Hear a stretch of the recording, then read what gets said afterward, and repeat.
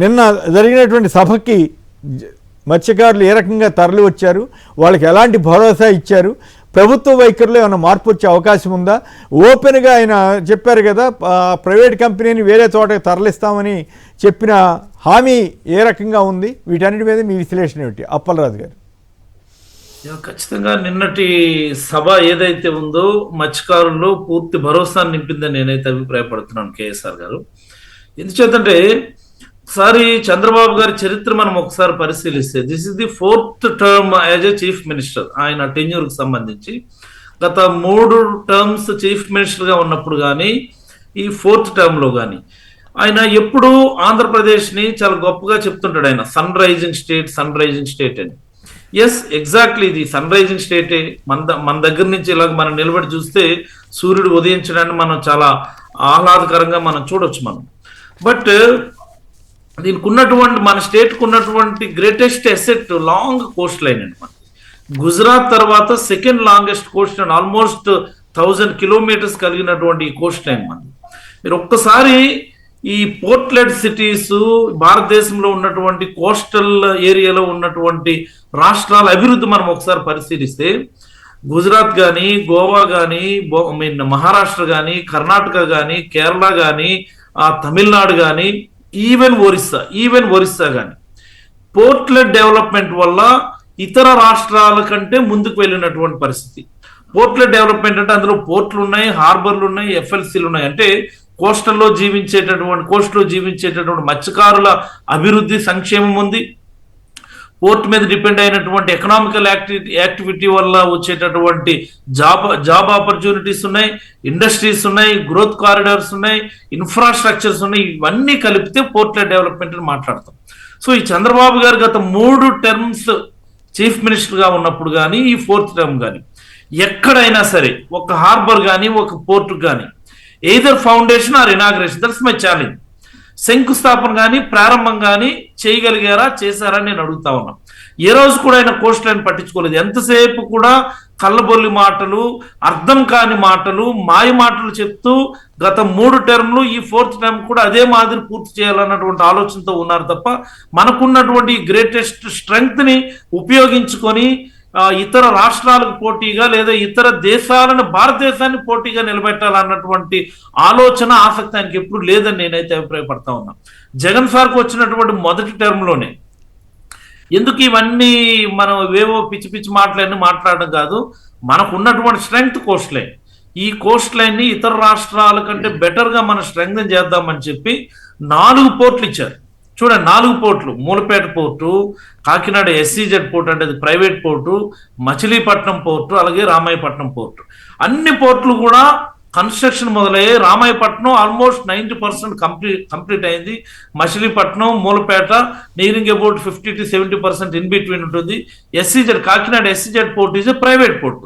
So వాళ్ళ పని వాళ్ళు చేస్తూ ఉంటారు. దానికి వాళ్ళకి అవసరమైనటువంటి అనుమతులు, అవసరమైనటువంటి ఫెసిలిటేషన్ మనం చేయగలిగాం కాబట్టి చాలా శరవేగంగా జరుగుతున్నటువంటి.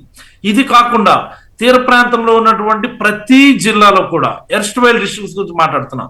ఎర్స్ట్వైల్ అంటే మనం కొత్త జిల్లాలు ఫామ్ అవ్వక ముందు ఉన్నటువంటి అన్ని జిల్లాల్లో కూడా ఒక్కొక్క హార్బర్ ఉండాల్సిందే అని చెప్పి హార్బర్లు మంజూరు చేశారు ఆయన. మా జిల్లా శ్రీకాకుళం తీసుకుంటే నువ్వులరేవు మంచిలిపేట దగ్గర, బుడగట్లపాలెం దగ్గర, విజయనగరం చింతపల్లి దగ్గర ఒక FLC, Vizag existing harbour modernisation కోసం ఒక 150 కోట్లు ఇచ్చాము.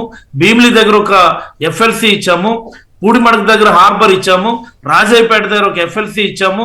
ఎర్స్వైల్ ఈస్ట్ గోదావరి లేదా ప్రజెంట్ కాకినాడ జిల్లా ఉప్పాడ్ అంటే పవన్ కళ్యాణ్ గారి నియోజకవర్గం, పిఠాపురం నియోజకవర్గంలో బ్రహ్మాండమైనటువంటి హార్బర్ 70% కంప్లీట్ చేసినటువంటి హార్బర్ ఉంది. ఇప్పటికీ కూడా పనులు రెస్టోర్ చేయకుండా అలాగే ఆపేస్తున్నారు.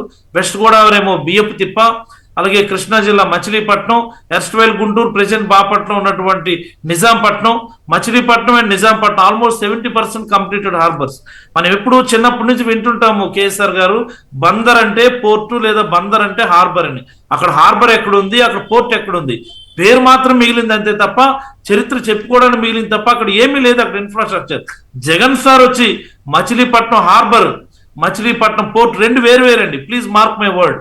మచిలీపట్నం హార్బర్ వేరే, మచిలీపట్నం పోర్ట్ వేరే. రెండిటి పనులు కూడా శరవేగంగా పట్టాలు ఎక్కించినటువంటి ఘనత జగన్ సార్ది. నిజాంపట్నం హార్బర్ 70% కంప్లీట్ చేసినాం మనం. అలాగే వాటర్ దగ్గర ఒక హార్బర్ ఇచ్చాం, కొత్తపట్నం హార్బర్ ఇచ్చాం, నెల్లూరు జిల్లా జువ్వలదిన్న హార్బర్ ఇచ్చాం. అంటే ఇందులో 2 ఫేజ్ల కింద ఇచ్చాం. మొదటి ఫేజ్ లో Juvvaladinne harbour near completion, opening కూడా మనం వర్చువల్ గా చేసాం. గవర్నమెంట్ మారిన తర్వాత కూడా మళ్ళీ ఓపెనింగ్ చేసిన తర్వాత ఇప్పటికీ 2 ఏళ్లలో అఫీషియల్ గా మత్స్యకారులకి ఆ ఫెసిలిటీని హ్యాండ్ ఓవర్ చేయకుండా ప్రభుత్వం నాంచి మొదట్లోని గవర్నమెంట్ వచ్చినటువంటి 6 months లోనే ఒక నోటిఫికేషన్ ఇచ్చారు.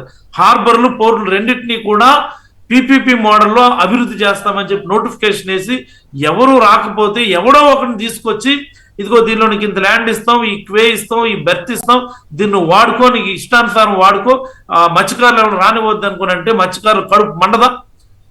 చంద్రబాబు గారి జీవితంలో ఎప్పుడు మాకు ఒక హార్బర్ కానీ, ఓ ఫిష్ ల్యాండింగ్ సెంటర్ కానీ, ఓ పోర్టు కానీ కట్టిన పాపారం పోలేదు కదా. జగన్ సారు మా వలసలు నిరోధించాలని, మా జీవన ప్రమాణాలు పెరగాలని, మత్స్యకారుల జీవితాలు బాగుపడాలని, మత్స్యకారుల సంతోషం చూడాలని చెప్పి ఆయన పాదయాత్ర చూసినటువంటి ఇబ్బందులు ఇక్కట్లు చూసి మా కోసం నిర్మించినటువంటి హార్బర్లను కూడా ప్రైవేట్ వ్యక్తుల చేతుల్లో పెట్టేస్తే మా కడుపు మండదా? అదే ఎగ్జాక్ట్లీ నిన్నైతే కనిపించింది.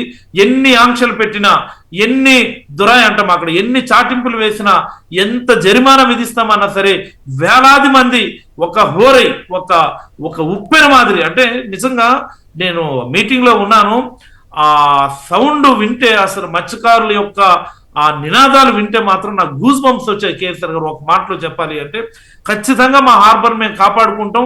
Not only this harbour, across the coast అని ఏ హార్బర్ ని ప్రైవేట్ వ్యక్తుల చేతిలో పెట్టినా సరే ఉద్యమిస్తాం అన్నటువంటి ఆ నినాదం, ఆ హోర్ అయితే నాకు చాలా నాలో కూడా చైతన్యం నింపిందని, నాలో కూడా కొంత స్ఫూర్తి రగిలించిందని నేనైతే అభిప్రాయపడతా ఉన్నా. నిన్న స్ఫూర్తిని రాష్ట్ర వ్యాప్తంగా ఉన్నటువంటి మత్స్యకారులు తీసుకెళ్ళడానికైతే ఒక కార్యాచరణ వైఎస్ఆర్ కాంగ్రెస్ పార్టీ తయారు చేసుకుందని ఈ సందర్భంగా నేనైతే తెలియజేస్తాను. రైట్, ఇంకొక దానికి కూడా సమాధానం చెప్పండి. జగన్ గారు ఇచ్చినటువంటి హామీలు కానీ ఇవి ఎంత మేరకు భరోసా ఇచ్చాయన్న దానికి కూడా చెప్తే తర్వాత వెంకటేష్ గారు మాట్లాడతారు. ఖచ్చితంగా కేసీఆర్ గారు ఏదైతే సాగర్ డిఫెన్స్ సిస్టమ్స్ ఉందో చాలా స్పష్టంగా చెప్పడం జరిగింది. ఇన్ కేస్ మీరెవరికైనా ప్రైవేట్ వ్యక్తులకి ఇక్కడ ల్యాండ్స్ కానీ బర్తులు కానీ కేటాయిస్తే హార్బర్లకు సంబంధించి నేను వచ్చిన తర్వాత ఖచ్చితంగా వాళ్ళని వేరే చోటకి తరలిస్తాను అని. అసలు నెల్లూరు జిల్లాలో కేసీఆర్ గారు మీకు ఇది చెప్పాలి, కృష్ణపట్నం పోర్ట్ ఉంది. ఇప్పుడు దుగరాజపట్నం అన్నటువంటి దాని దగ్గర ఒక ship building cluster government of India sanction చేసింది దుగరాజపట్నం దగ్గర. అవన్నీ ఎంత దూరంలో ఉండవండి? 20, 30, 40, 50 కిలోమీటర్ల విసినిటీలో ఉన్నటువంటి ఫెసిలిటీస్ అవి. Krishnapatnam port okay, that's a private port అనుకుందాం. దుగరాజపట్నం షిప్ బిల్డింగ్ క్లస్టర్ అన్నటువంటిది గవర్నమెంట్ ఫెసిలిటీ కిందనే మనం టేకప్ చేస్తున్నాం. అలాంటి దగ్గర ఒక 20 ఎకరాలు 30 ఎకరాలు ఇలాంటి ప్రైవేట్ ఆర్గనైజేషన్స్కి ఇచ్చి అక్కడ వాళ్ళు ఏదో రీసెర్చ్ చేసుకొని అవసరమైనటువంటి యాక్టివిటీ చేసుకుంటే ఎవరికి ఇబ్బంది లేదు. తిన్నగా తీసుకొచ్చి మేము మత్స్యకారుల ఫెసిలిటీ అన్నటువంటిది ఏంటండి, మాకు జీవన మరణ పోరాటం, మా బతుకు పోరాటం. మేమేదో బిల్డింగ్లు బొలేరులు కట్టేసుకోవడానికి కోట్లకు పడగలు ఎత్తడానికి మాకు హార్బర్లు కాదు కదా. వాట్ ఐ మీన్ ఎంతో కొంత జీవన ప్రమాణాలు పెరిగి సుఖవంతమైనటువంటి జీవనం మెరుగుపరచుకోవడానికి అవసరమైనటువంటి ఫెసిలిటీస్ అది. అలాంటి వాటిని మీరు ప్రైవేట్ వ్యక్తుల చేతిలో పెట్టడం అన్నటువంటిది చాలా అన్యాయం. So Dugarajapatnam ship building cluster దగ్గర అలాట్మెంట్ చేసుకోండి, లేదా కృష్ణపట్నం పోర్ట్ లో ఎంతో కొంత 20-30 ఎకరాలు మీరు అలాట్మెంట్ చేసుకోండి అని చెప్పి చాలా స్పష్టంగా జగన్ సార్ చెప్పడం జరిగింది. ఇది ఒక వాట్ ఐ మీన్ వార్నింగ్ అనడానికి లేదు కానీ ఒక హెచ్చరిక. ఇప్పటి వరకు మనం ఆల్రెడీ ప్రైవేట్ మెడికల్ మెడికల్ కాలేజీలు ప్రైవేటైజేషన్ విషయంలో మనం ఆల్రెడీ ఒకసారి ఎక్స్పీరియన్స్ చేస్తాం. నేను వచ్చిన తర్వాత ఖచ్చితంగా వాటిని మళ్ళీ టేక్ ఓవర్ చేసుకుంటాను. ఎస్, ఒక్కడు కూడా టెండర్ వేయడానికి ముందుకు రాలి. దీని విషయంలో కూడా ఇలాగే జరుగుతుందని మేమందరం కూడా చాలా బలంగా నమ్ముతున్నామని మీకైతే తెలియజేస్తున్నాం. సాయి మోహన్ గారు చెన్నై నుంచి. సాయి మోహన్ గారు నమస్కారం, మాట్లాడండి. నమస్కారం సార్.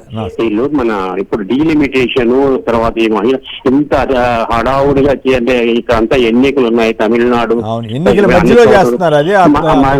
ఎవరు రారు, వీళ్ళందరూ ప్రచారంలో ఉన్న టైంలో పోయి ఎంపీలు రాలేరు. ఇలా టైంలో పెట్టడం అనేది ఎంతవరకు మోడీకి దాన్ని తెలియలేదు. కానీ ఇది ఓడిపోయి ఇది గెలుస్తుందా అని ఆశ్చర్యంగా ఉందండి.